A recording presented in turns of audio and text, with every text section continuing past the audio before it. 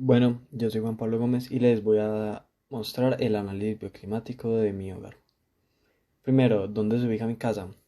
Esta está ubicada en Medellín, en el barrio El Poblado, en el sureste de la ciudad y más específicamente en la transversal superior a 600 metros del complejo de los Balsos. Está en un lugar donde hay bastante vegetación y por lo tanto puede que el lugar alrededor sea húmedo. Ahora vamos a hablar sobre el clima. El clima de Medellín está catalogado como húmedo templado, pero el edificio es fresco la gran mayoría del año, debido a que este no tiene barreras artificiales muy próximas al edificio, por lo que solo hay pequeñas casas en los terrenos circundantes a este, permitiendo que de esta manera el viento fluya en la zona. Aunque eso sí, hay ciertas edificaciones que pueden servir de barrera artificial contra el viento, aunque sin afectar el flujo de este en la zona en la que está situada la edificación al estar distanciados de esta. Ahora acerca del viento. Pude consultar la Torre 7 de Proyecto Amsterdam, la cual es la más cercana a mi casa, y en la cual pude evidenciar que el viento comúnmente viene del oeste, por lo que es muy común que si abro la ventana de mi pieza, la cual mira hacia este lado, se levanta la cortina y que se cierra la puerta con brusquedad. Esta puerta está situada en posición opuesta a mi ventana, cosa que solo pasa en esta pieza, por lo que es la única puerta que se cierra por el viento en mi casa con tal brusquedad. Ahora hablando del sol. Todos sabemos que el sol sale por el oriente, pero el balcón mira hacia el norte. Este ocupa casi todo un lado del apartamento, haciendo que el sol saliente sea agradable y brinda muy buena iluminación para la casa, sin llegar a ser molesto en alguna vez. Además, por las montañas que se sitúan al oriente y la posición de la edificación con respecto a estas, los primeros rayos del sol no alcanzan la torre, cosa que no pasa en el atardecer, ya que regularmente el sol poniente le da de manera diagonal y no directa debido a la posición de este, que además por su diseño mi pieza recibe aún menos luz del sol poniente, al sobresalir de la estructura un espacio en el cual se ubican las piezas que miran al sur. Estas piezas que apuntan al sur sí reciben el sol de manera más directa, aunque no perpendicularmente. Ahora consideremos el ruido.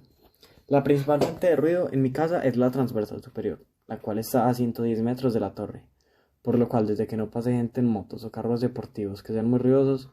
pues el ruido proveniente de la vía y los vehículos será imperceptible.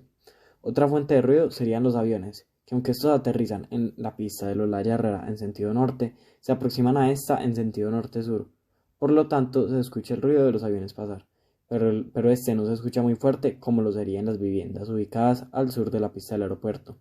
ya que los aviones pasan a una buena altura en el proceso de aproximación a la pista,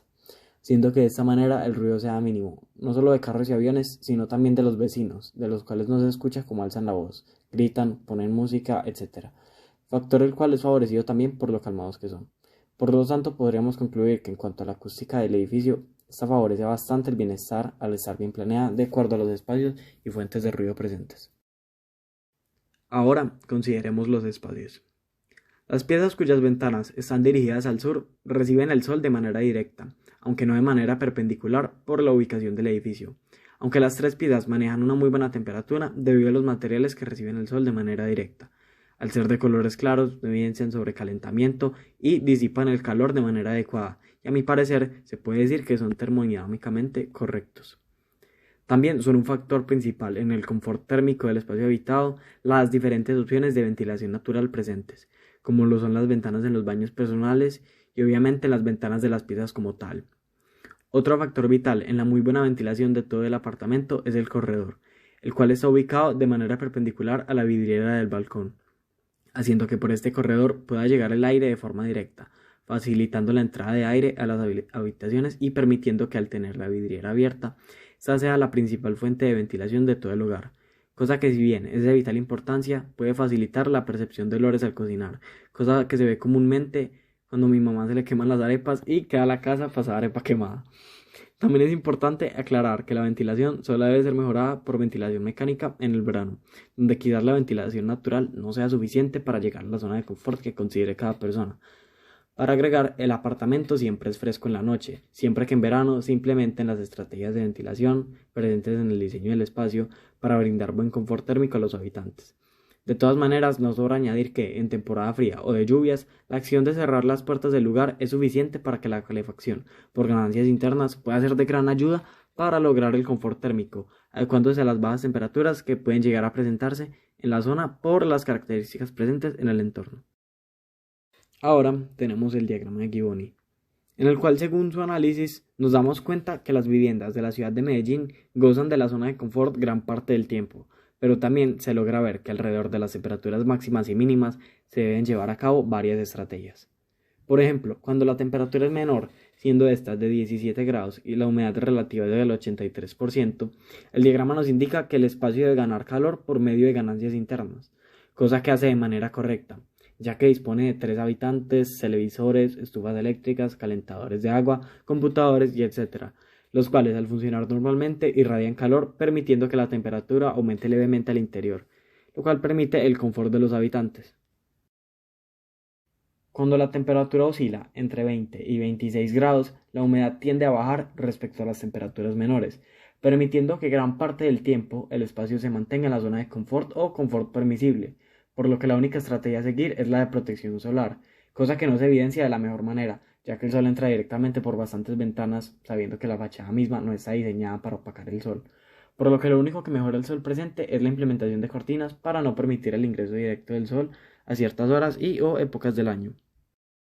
Pero cuando la temperatura alcanza la temperatura máxima media de 28 grados, lo que se debe hacer es brindar ventilación natural o mecánica, cosa que el diseño del espacio permite de gran manera, debido tanto al lugar en el que se ubique el edificio como a las diferentes estrategias de ventilación ya explicadas en el análisis del hogar. Según lo visto, se puede evidenciar que la temperatura del hogar puede ser modificada a gusto de los habitantes del espacio,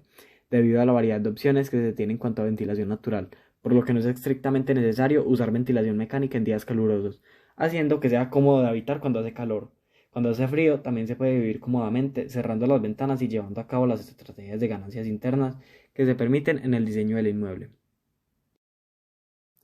Si quisiéramos trasladar mi casa a la ciudad de Bogotá, el espacio habitado tendría que cambiar para adaptarse al clima más frío de la ciudad. Se evidencia que una vivienda en la ciudad de Bogotá no llega a la zona de confort por sí misma, por lo que debe adaptarse para llegar a ella, para lo que el diagrama de Givoni nos da las siguientes indicaciones.